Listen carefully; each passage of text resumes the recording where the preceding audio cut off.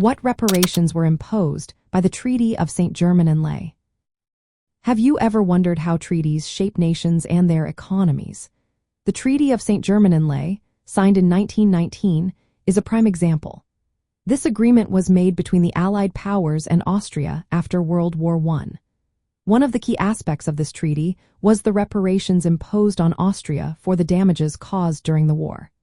However, the specifics of these reparations were not clearly defined at the time of signing.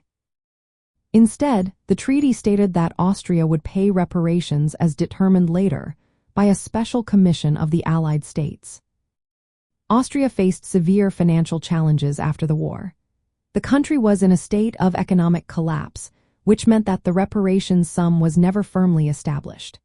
As a result, Austria effectively paid no reparations beyond some credits for transferred property and a few limited obligations.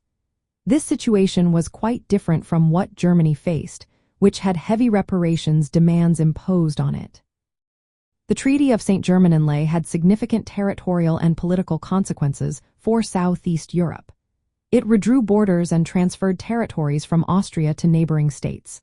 For instance, areas like Dalmatia, Bosnia, and Herzegovina were ceded to the newly formed Kingdom of Serbs, Croats, and Slovenes, which later became Yugoslavia. These changes impacted the ethnic and political landscape of the region. In terms of reparations, while Austria was technically obligated to pay forward damages, its impoverished state limited these reparations. The collapse of Austria's banking system further complicated matters. Unlike Germany, Austria's reparations were minimal and never fully enforced.